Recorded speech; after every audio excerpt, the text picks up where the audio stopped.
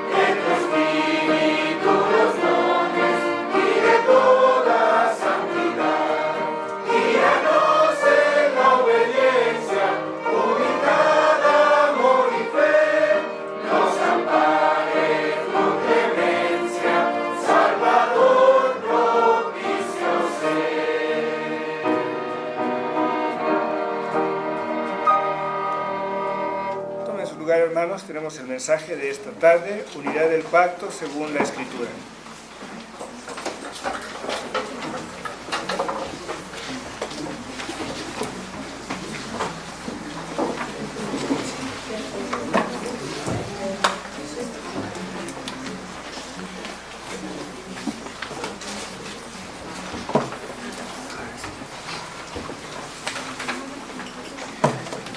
Vamos a abrir, no sé cómo está el audio allá, ¿está bien? ¿Se oye bien o no? A ver, ¿ya? Bueno, ¿sí? 1, 2, 3, probando. ¿No? Bueno.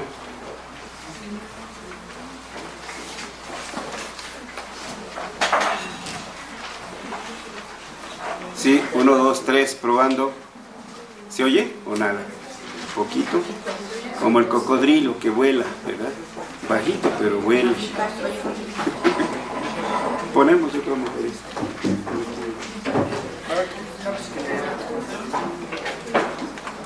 Si es que con este se oye mejor en el audio para subirlo al internet. Perdón, qué show estoy haciendo. Bien, vamos a ir a Jeremías, otra vez, Jeremías 33, donde leímos, perdón, Jeremías 31.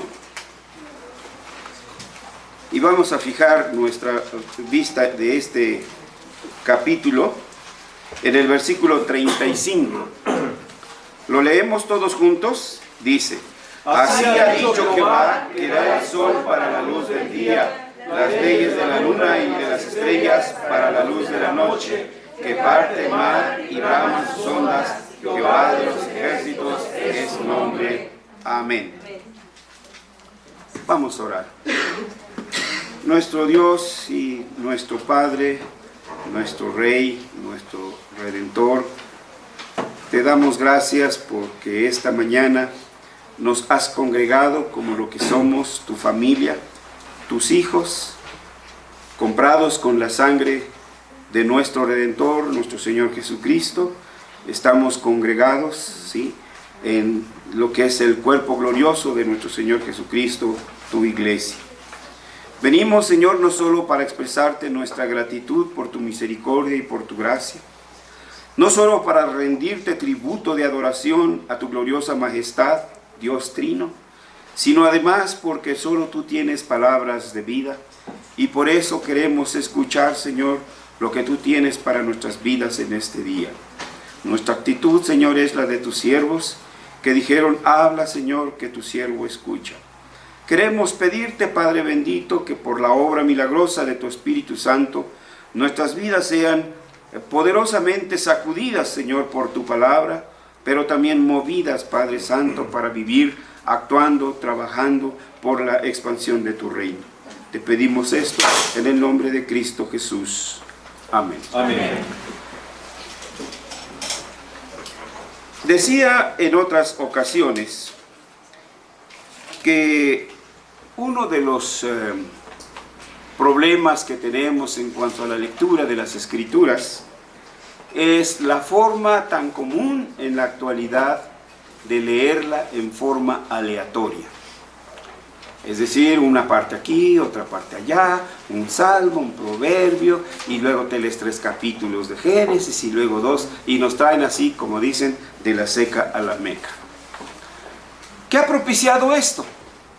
Que entonces no percibamos la unidad de las Escrituras, la unidad en las doctrinas que nos presentan, y las veamos entonces fraccionadas.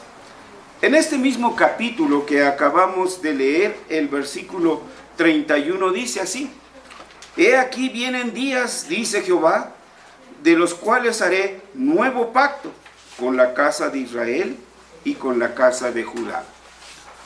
Acostumbrados a leer las Escrituras con el espíritu analítico del pensamiento griego, de inmediato si escuchamos de algo nuevo, codificamos nuestra mente y con los silogismos que nos han enseñado a construir de la filosofía griega helénica, entonces concluimos, ¿sí?, premisa 1, premisa 2, por tanto, hay un pacto viejo. Y entonces hablamos de 2 pactos. Bueno, esa es la manera que nos han empezado a analizar. Pero no se nos olvide que las Escrituras, que la Biblia fue escrita por hebreos. Aún el Nuevo Testamento, que está en griego, excepto por Lucas, que no era hebreo. Y ellos tenían una visión del mundo muy distinta que la del mundo helénico. El mundo helénico la veía fraccionada, fragmentada, mientras que ellos lo ven completo. Toda una unidad. En el versículo que acabamos de leer, nos remite entonces a esa unidad y a esa eternidad. Así ha dicho Jehová, el versículo 35, que da el sol para la luz del día, las leyes de la luna y de las estrellas para la luz de la noche, que parte el mar y braman sus ondas. Jehová de los ejércitos es su nombre. Si leemos el siguiente versículo, si faltaren estas leyes, si faltaren estas leyes delante de mí, dice Jehová, también la descendencia de Israel faltará. ¿Han faltado esas leyes? No. Ahí están. Por tanto, la misma descendencia, desde Adán hasta el último elegido convertido, todos ellos son pueblo de Israel. Es una unidad. Entonces, eso es lo que tenemos que aprender a leer en todos sus contextos que nos presenta la Escritura. Si faltaren estas leyes delante de mí, dice Jehová, también la descendencia faltará para no ser nación delante de mí. Y no alcanzo, esta es una letra muy chiquitita que no alcanzo. ¿Fuerte? ¿Cómo? O sea que se acaba dentro de 365 años. Eternamente es eternamente. Entonces las mismas promesas que hizo antes son las que hace hoy, las que hará mañana, y todas son las mismas. No hay fracción, no hay cambio en el Señor. Él no muda, Él no cambia. Él es el mismo ayer, hoy y siempre. Y eso es entonces lo que nos debe llevar a entender, cuando hemos venido hablando de este pacto, que hay una unidad entre las distintas manifestaciones de este pacto, las distintas presentaciones a los portadores de este pacto. El punto de lo que previamente hemos visto respecto del pacto es que el pacto es único y eterno. Y que aunque la palabra pacto no la encontramos en algunos pasajes de las Escrituras, por ejemplo, no vemos en el relato de Adán en ninguna parte que aparezca la palabra pacto. ¿O me equivoco? O empezamos a leer la Biblia, empiecen Génesis 1, 1, 2, 3, 4, y yo me espero aquí. No existe. Sin embargo, por ejemplo, vamos a Oseas. ¿Y cuál es la queja del Señor contra Israel? Que Adán traspasó. ¿Cuál Adán? Dice, traspasaron mi pacto. Entonces ven, el pacto es uno y único. Y testimonio de esto dan las Escrituras. Todas las Escrituras, desde Génesis hasta Apocalipsis, hablan entonces de ese pacto. Así que, yendo por todas las Escrituras, lo que encontramos, entre otras cosas, y de los cuales esta tarde vamos a hablar, es que en primer lugar, Cristo habla de la unidad del pacto. En la patrística, los padres de la iglesia, Agustín, Policarpo, etc., hablan también de la unidad del pacto. En el Antiguo y el Nuevo Testamento, hablan también de la unidad del pacto.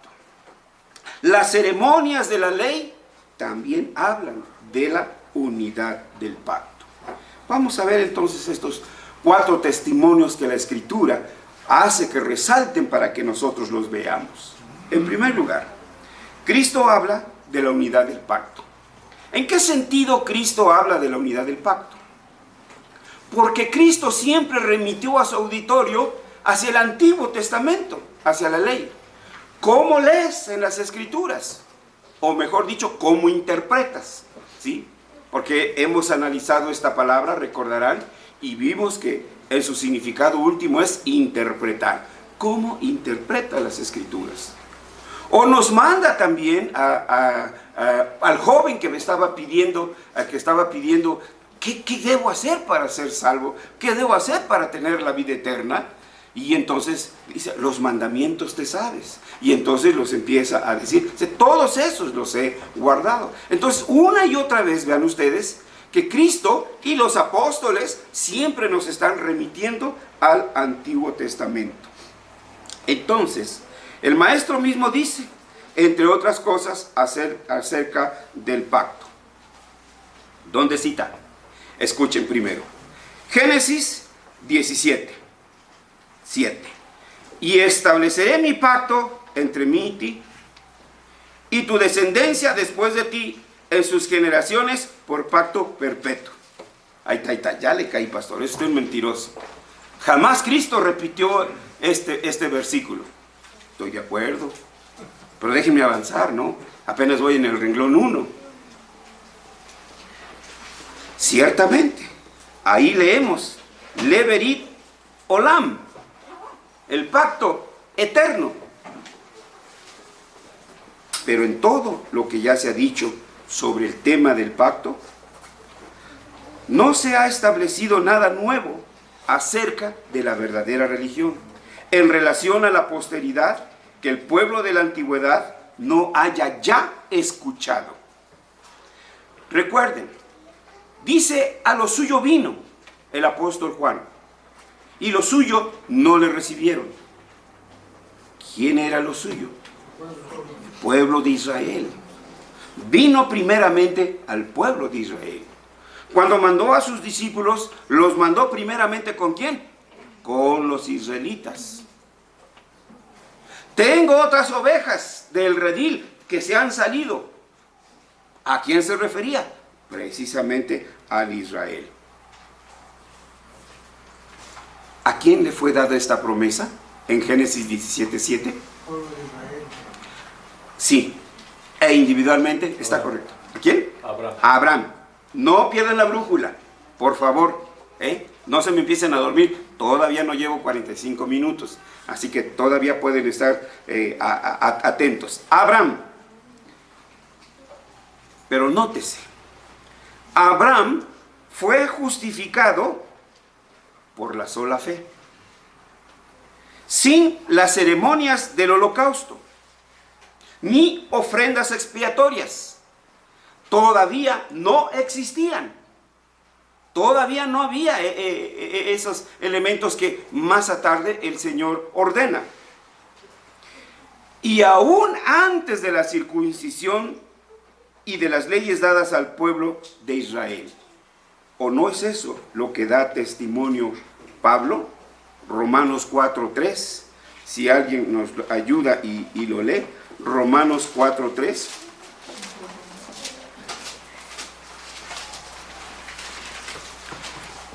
Porque, ¿qué dice la Escritura? Gracias. Un segundito. Fíjense bien. ¿Qué dice qué? La Escritura. Ahí está. ¿A dónde nos está mandando? A la Escritura, hermanos. Eso decía, perdón, adelante. Creyó Abraham a Dios y le fue contado por justicia. Muy bien, dice. Porque, ¿qué dice la Escritura? Creyó Abraham y se le contó por justicia. No había todavía leyes de ceremonia. Es más, todavía ni existían las 4 leyes espirituales de las caricaturas de Chick. Y sin embargo, él ya fue justificado. Y el versículo 10 de este mismo capítulo, por favor. ¿Cómo pues le fue contada? Estando en la circuncisión o en la incircuncisión. No en la circuncisión, sino en la incircuncisión. Antes de eso, él ya había sido justificado. Síganme la pista, por favor, no la pierdan. Vamos allá. Abraham vio el día del Señor y se gozó. Está citando a Abraham, que es un personaje de ¿qué? ¿De Apocalipsis? ¿O de Judas? ¿De qué? De Génesis. Vayamos entonces. Ahora leamos Juan 8:56. Evangelio según San Juan, capítulo 8, versículo 56.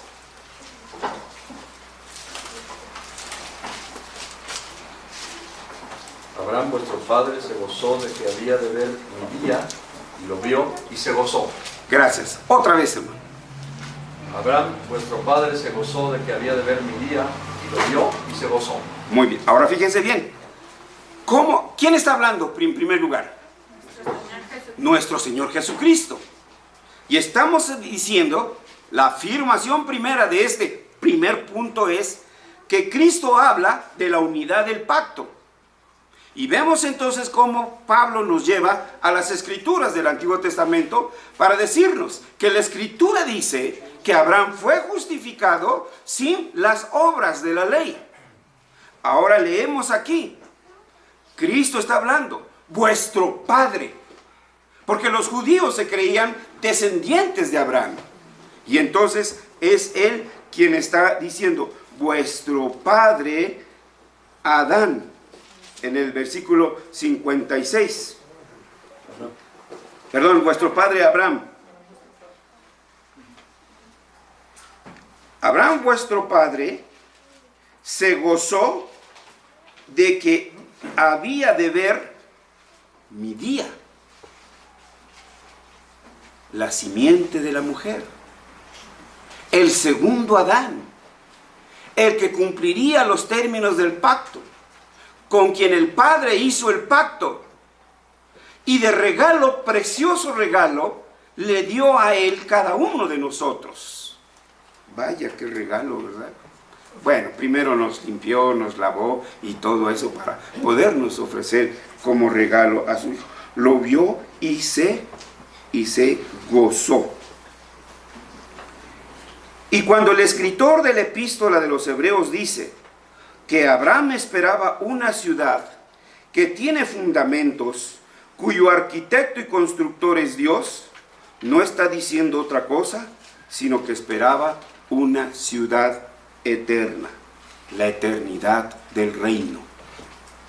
La vida no se va a acabar cuando usted exhale su último aliento. La vida continúa. Y nosotros viviremos con el Señor y para siempre. Por otra parte, los apóstoles y al mismo tiempo nuestro Señor Jesucristo dijeron por qué Abraham debe ser imitado en la fe y en la justicia. Vamos a ver otro ejemplo.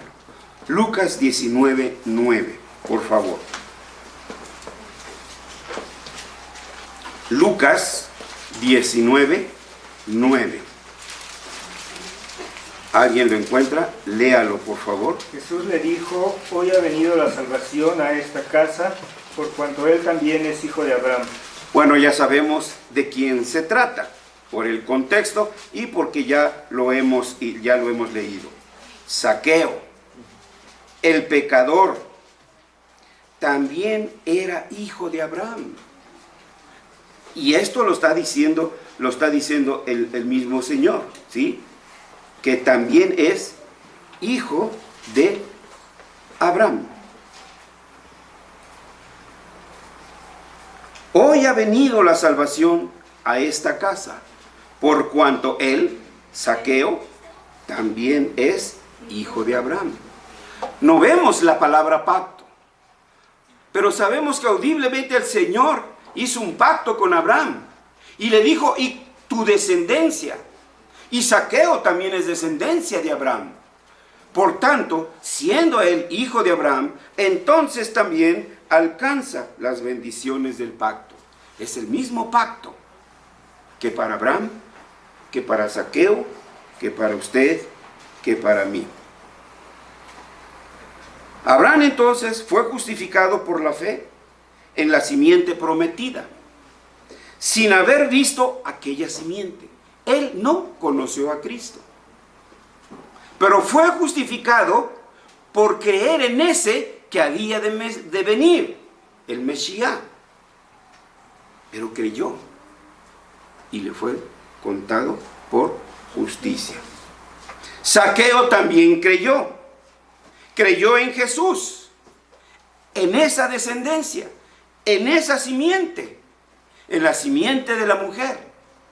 Y esa simiente que identifica a Pablo como Cristo, de quien más adelante él dijo, y la simiente era Cristo. ¿Sí vamos percibiendo la unidad, hermanos? ¿O me regreso? Yo estoy dispuesto. No sé ustedes qué compromisos ya hicieron, ¿verdad? Pero aquí estamos hasta la noche. Podemos, ¿no? El domingo es día del Señor, desde el alba hasta el anochecer.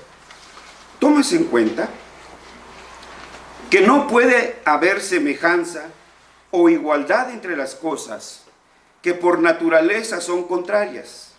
Si por lo tanto la fe y la justificación de Abraham no fueran la verdadera fe y la verdadera justificación de los creyentes en Cristo.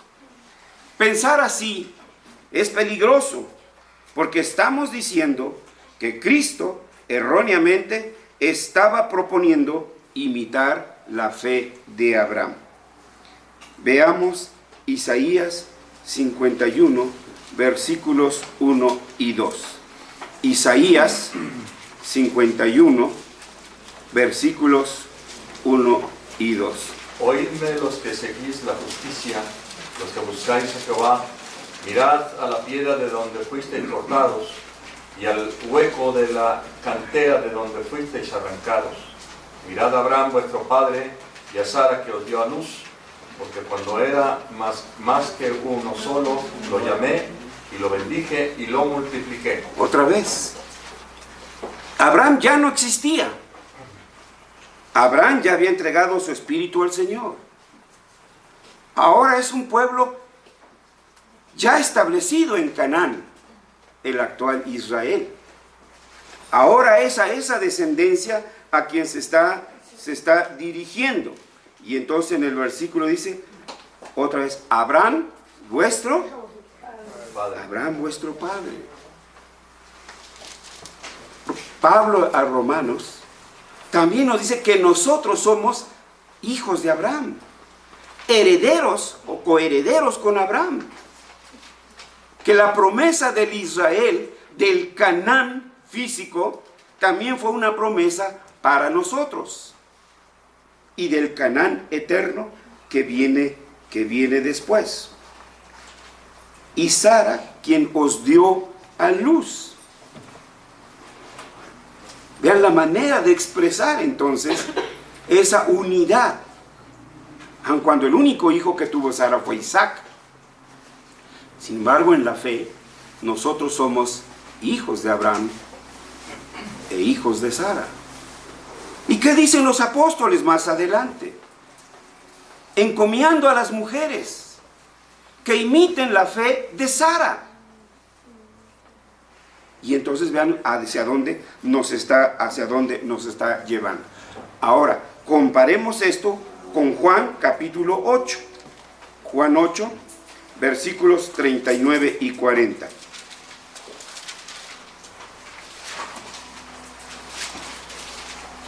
¿Alguien nos ayuda?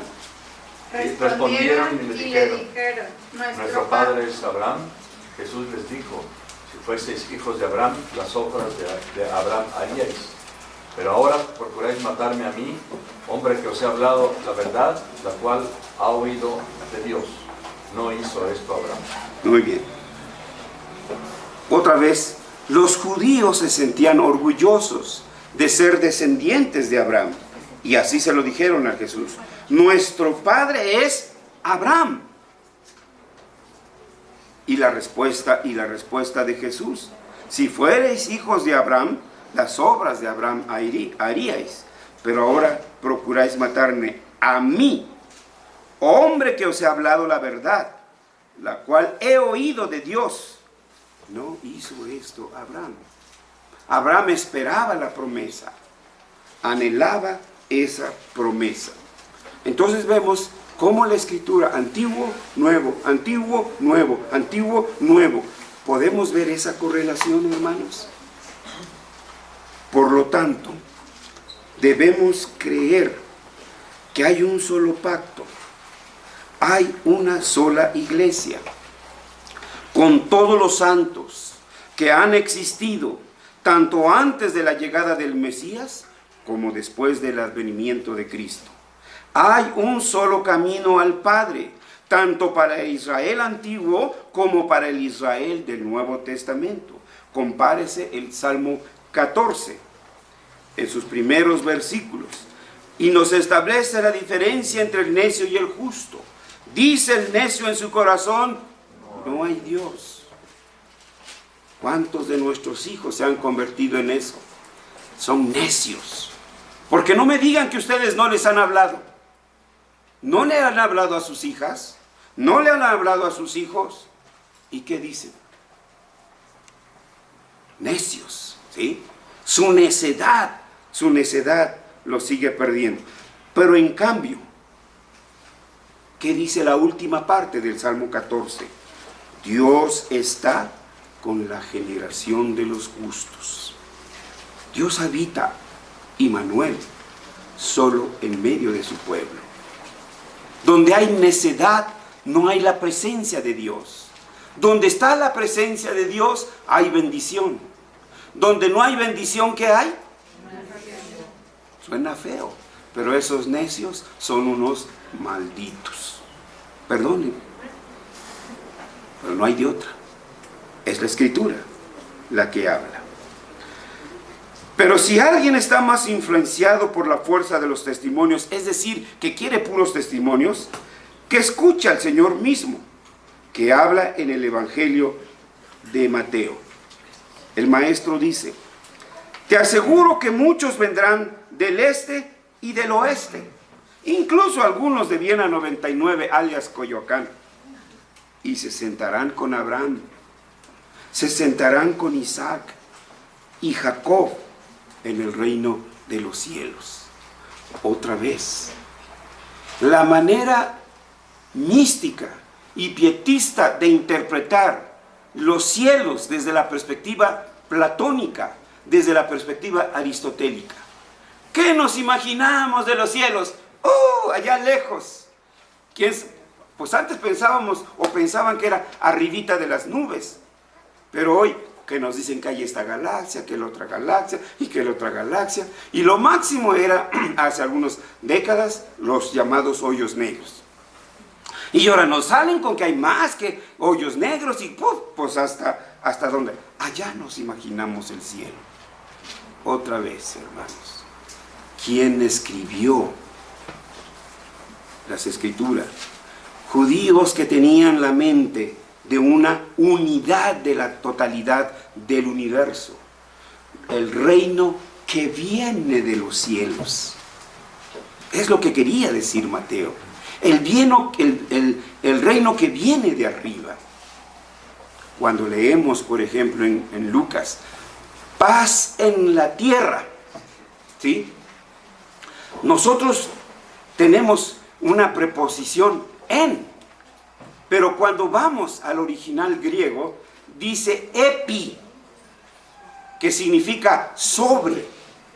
La paz no brota de tu corazón, la paz no brota de dentro de la tierra, la paz viene de arriba. Es Él quien nos da la paz, cuando nos ha reconciliado a través de la sangre de su Hijo Jesucristo. Dijo mi Dios: no hay paz para el impío, para el que no cree. Siempre andará en la búsqueda, siempre andará entonces buscando aquí y buscando allá. Te aseguro que muchos vendrán del este y del oeste y se sentarán con Abraham, Isaac y Jacob en el reino de los cielos.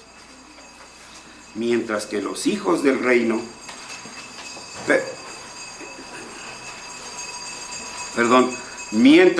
los son opuestos a los hijos, serán echados en tiniebla, y allí serán el lloro y el crujir de dientes. Mateo 8, versículos 11 y 12.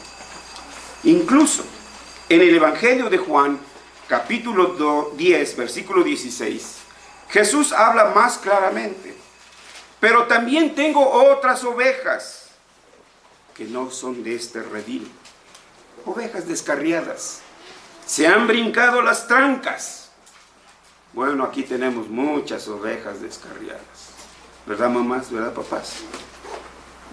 Se han brincado las trancas. ¿Y ustedes, mamás y papás, están contentos? ¿Sí? Sí, pues que le pase lo que le pase. Es su culpa. ¿O sí? ¿Sí? No, ¿verdad? Ustedes como Jesús, anhelamos que esas ovejas vuelvan a ese redil. Pero ¿qué dice el maestro? También tengo otras ovejas que no son de este redil.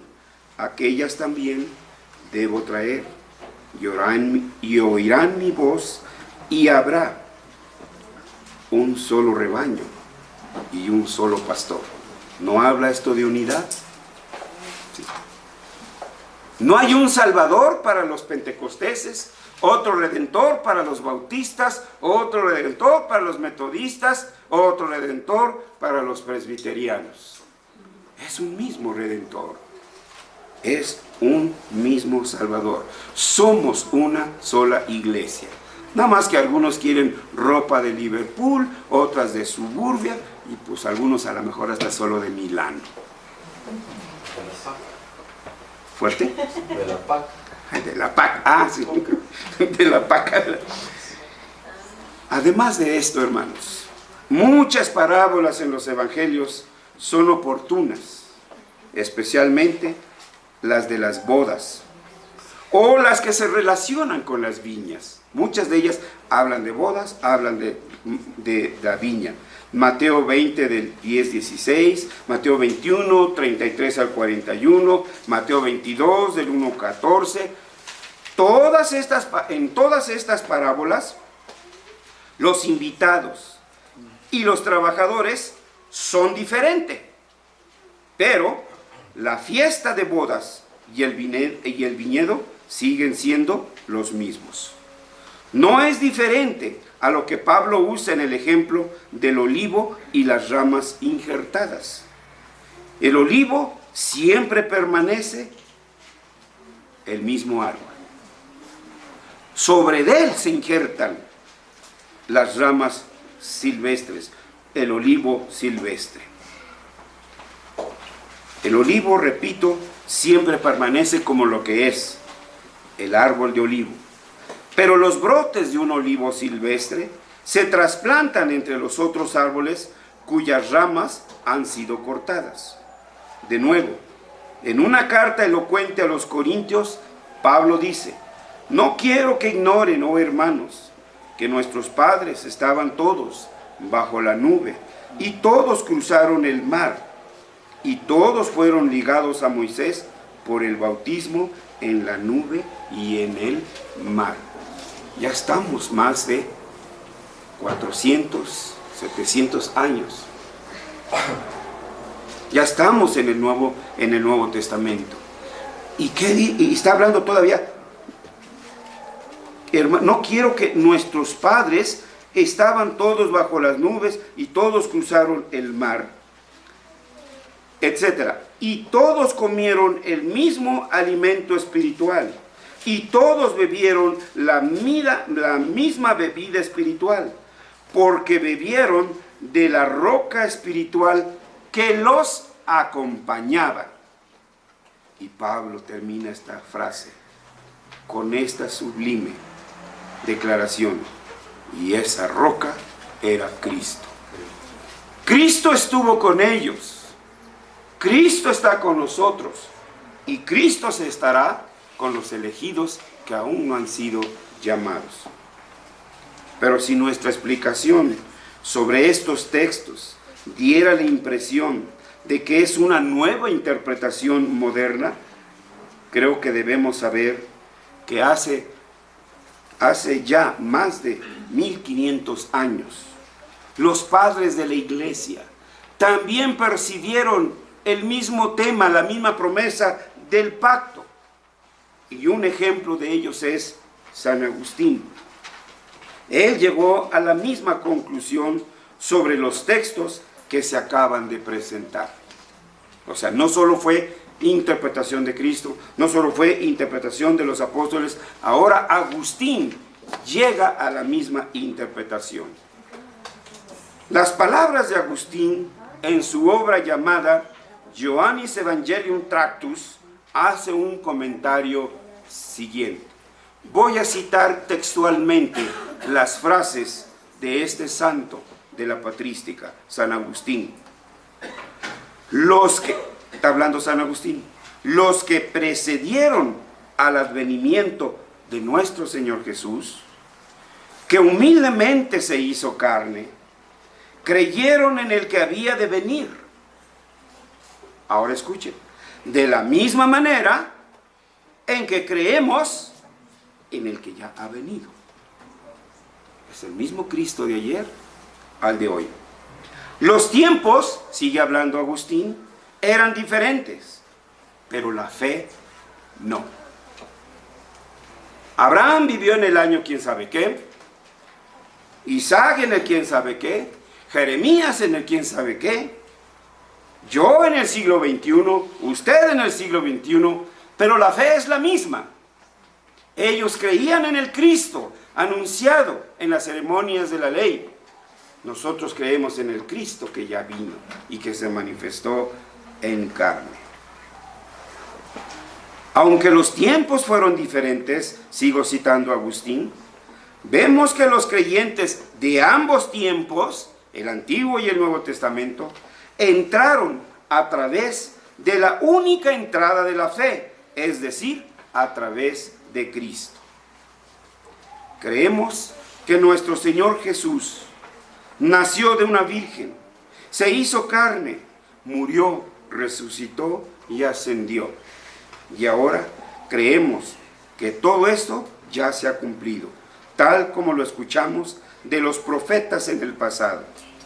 Aquellos padres que creyeron que Él nació de una virgen, que sufrió, que sería resucitado y que ascendería al cielo, están unidos en la misma fe con nosotros. Somos uno en la misma fe. Sigue citando a Agustín. El apóstol hizo estas cosas más claras cuando dijo: pero teniendo el mismo espíritu de fe, conforme a lo que está escrito, creí, por lo cual hablé. ¿De dónde tomó esta frase Pablo? De los Salmos. ¿Sí? Salmo 116:10. ¿Qué hace Pablo? Solamente citar lo que dijo este profeta en el Salmo 116:10. Y ahora él lo deja plasmado también en 2 de Corintios capítulo 4, versículo 13.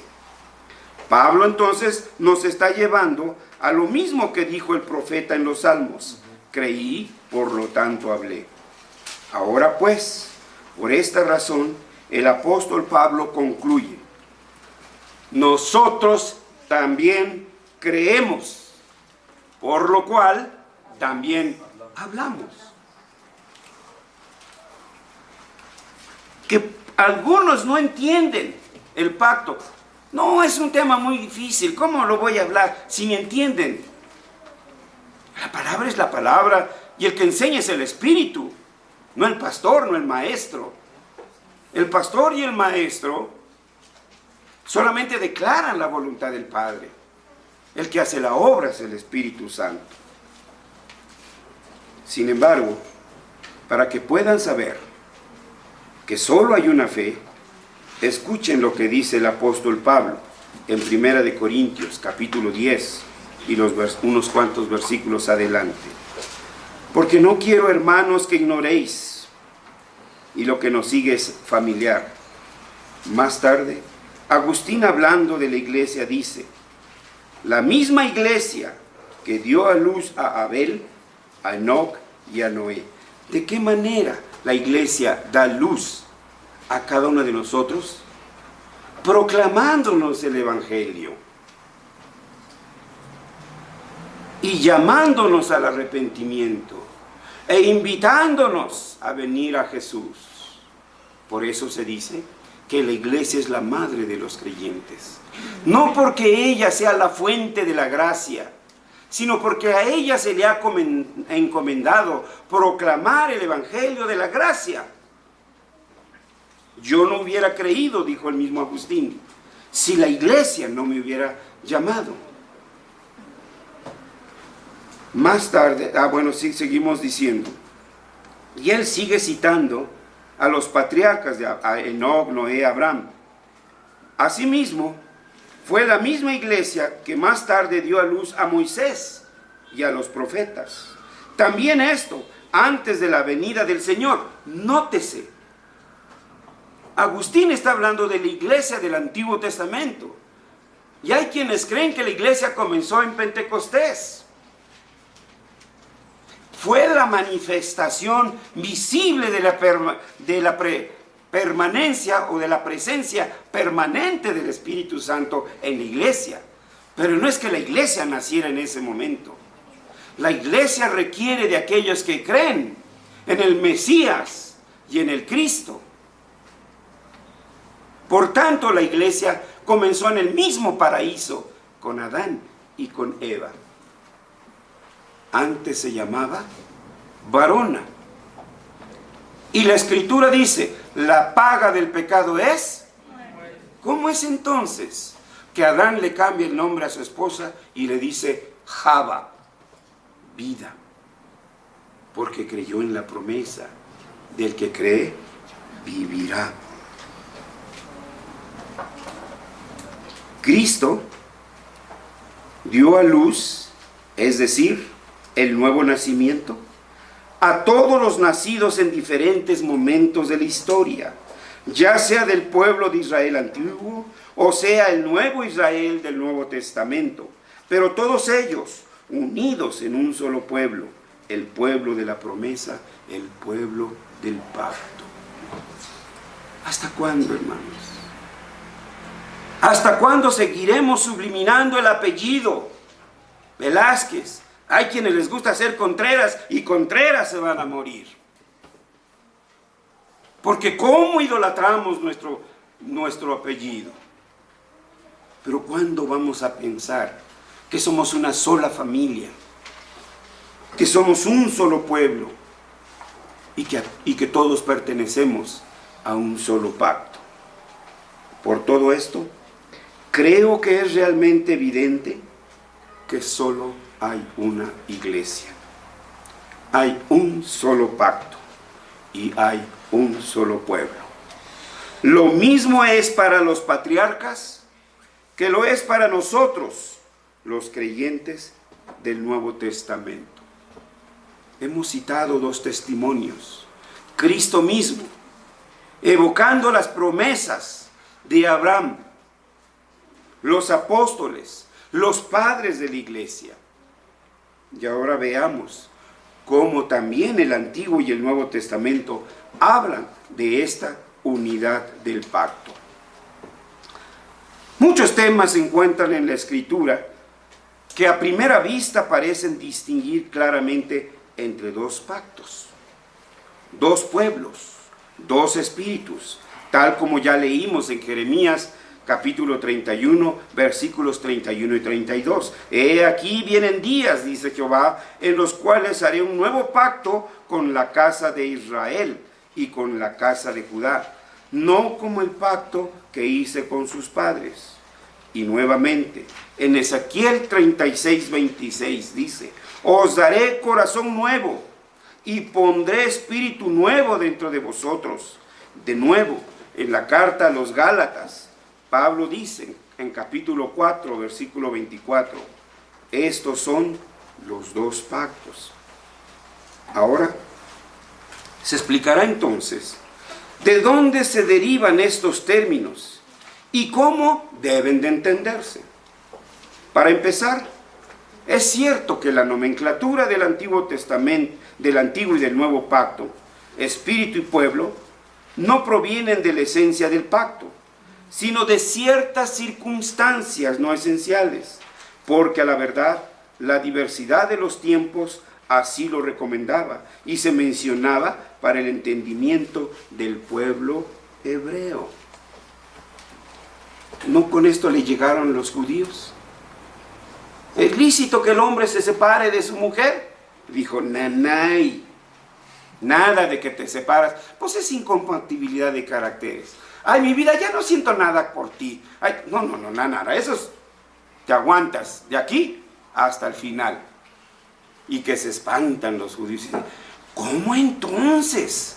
La ley mandó que si le quiere, que si ya no está bien con su mujer, que le dé carta de divorcio. Eso sí, con una cartita y firmada por mí. Paz, ahí está mi firma, ya no te quiero. Y el Señor Jesús se quedó muy tranquilo. No, pues sí, es la ley. Pues ya fue decretada por el Congreso. ¿Sí? Ya la Cámara de Diputados, ya es legal. Y ya hemos aclarado que no todo lo legal es legal. ¿Y cuál fue la respuesta del Señor? Pero en el principio no. En el principio no fue así, sino por causa de su pecado, por causa de su obstinación. Y más bien era para proteger a la mujer, para que fuera con dote, hermanos. No nada más la patada y órale, te me vas. Es entonces como debemos de ver las situaciones. Pablo, hablando después, ahora veremos las ceremonias de la ley hablando de la unidad del pacto. Las ceremonias son de este tipo, como el sacerdocio de Aarón, la ley que prescribe los ritos para el sacrificio, para la purificación y para la elección de la comida, pero el tipo de tabernáculo que debe construirse y para innumerables y otras cosas de este tipo. Los santos patriarcas, Enoc, Noé, Abraham, Isaac, Jacob, José, no tenían todas estas ceremonias de la ley, y sin embargo, agradaron a Dios por la fe, y esperaban la salvación sin la prescripción de las ceremonias. Pablo, hablando a los Gálatas en el capítulo 3, versículos 16 y 17, dice: ahora bien, a Abraham fueron hechos las promesas y a su simiente. Y no dice a las simientes, como si hablase de muchos, sino como de uno, y a tu simiente, la cual es Cristo. Pablo sigue diciendo: esto pues digo, la ley que vino 400 años después, no lo abroga para invalidar la promesa. La promesa sigue siendo la misma. Creí, por lo cual hablé. Luego entonces debe decirse que los patriarcas se salvaron por las promesas del pacto, no por la ley o las ceremonias. Pues así como Abraham creyó con el que había dicho: en ti serán benditas todas las naciones de la tierra, Génesis 22, 18, así también los padres de Abraham, quienes le precedieron en el tiempo, creyeron en aquel que había dicho: la simiente de la mujer aplastará la cabeza de la serpiente, Génesis 3, 15. Entonces se podría decir: Dios introdujo la ley sin un plan, sin una razón definida, sin un beneficio. Nada de eso, sino que la ley fue añadida a causa de las transgresiones del pueblo de la promesa, hasta que viniese la simiente a quien fue hecha la promesa. Y así, ya no depender de las ceremonias de la ley, sino de la fe en la obra de aquel que plenamente cumplió con las demandas de la ley. Esto es Cristo. Este es el testimonio. La unidad del pacto no las está manifestando las Sagradas Escrituras. Concluyendo, el punto de lo que previamente hemos visto respecto del pacto es que el pacto es único y eterno. Y hemos visto la unidad del pacto según la Escritura. Por ello, nos fuimos deteniendo un poco. Primero hablamos de que Cristo habla de la unidad del pacto. Después, en la patrística, se habla de la unidad del pacto. En tercer lugar, mencionamos el Antiguo y el Nuevo Testamento, que ellos hablan de la unidad del pacto. Y por último, hablamos de las ceremonias de la ley, que ellas también hablan de la unidad del pacto. ¿Qué debemos ver en todo esto? Bueno, no podemos cerrar los ojos, hermanos. La caída y las consecuencias universales del pecado nos hacen ver la vida de una manera fragmentada. De tal manera que, sin los lentes de la Escritura y la poderosa y milagrosa luz del Espíritu Santo, no es posible ver la unidad del pacto y la gracia de Dios. Por eso el Señor le dijo a Nicodemo: os es necesario nacer de nuevo. Concluimos entonces. Y la exhortación para ustedes y para mí es la siguiente: siendo pues un solo pueblo, no se nos olvide, somos un solo pueblo. Entonces, ambos tenemos las mismas promesas, ambos disfrutamos de las mismas bendiciones. Hasta ahí nos gusta, ¿verdad?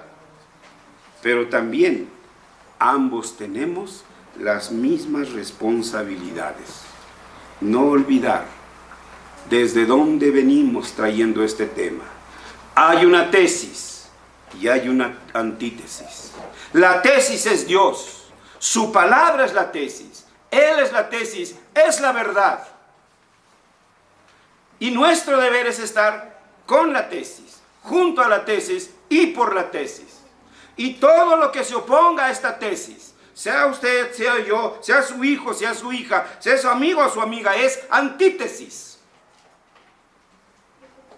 Y hay una línea divisoria entre la tesis y la antítesis. Siguiendo el hilo de lo que hemos venido hablando desde esta tesis, después hablamos del mandato cultural, sus bendiciones y sus responsabilidades. Fuimos llamados para presidir el desarrollo cultural del universo. Abraham Kuyper dice: no hay dos ciencias, hay una sola ciencia. Existen dos maneras de hacer ciencia. Una, la que hacen los cainitas, los filisteos y cananeos e hijos de Jezabel. Y otra, híjoles, me tengo que morder la lengua, la que deberían hacer los hijos del pacto. ¿Dónde está su ciencia? ¿Dónde está su economía? ¿Dónde está lo que usted hace, hecho con los principios de la Escritura y trayéndola a los pies de Cristo? Esas son las responsabilidades también del pacto.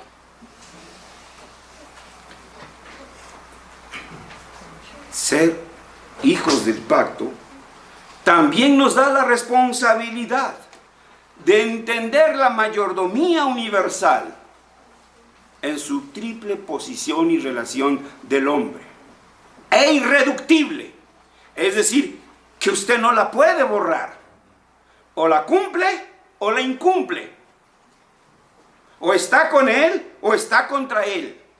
El que no es conmigo, contra mí es. Respecto de Dios, el hombre es siervo, perverso, pero siervo, u obediente por la fe en Cristo, pero siervo. Con respecto a su prójimo es custodio.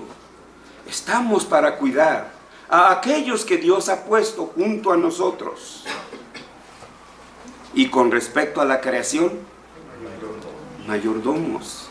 Estamos llamados para cuidar, para velar por este planeta Tierra. Pero sigámoselo dejando a Greenpeace y todos esos grupos que se han levantado. Porque los cristianos, bien, gracias. ¿Sí?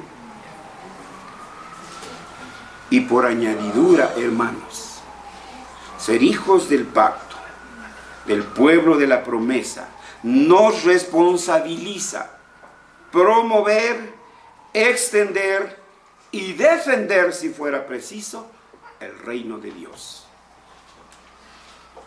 ¿Se limita a las 4 leyes espirituales? No. Aquí está nuestro trabajo.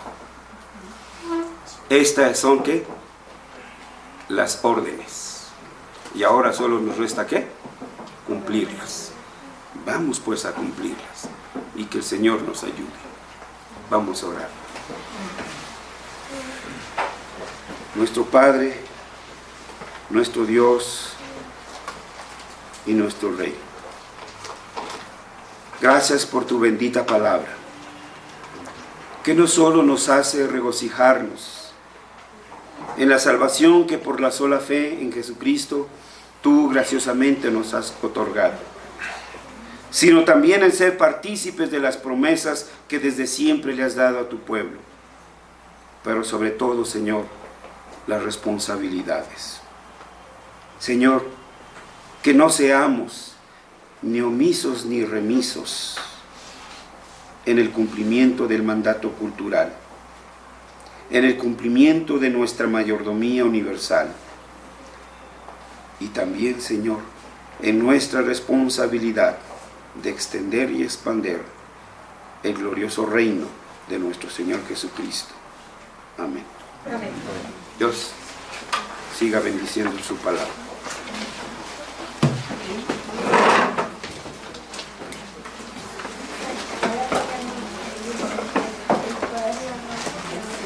Entonemos el himno 422, grande es tu fidelidad.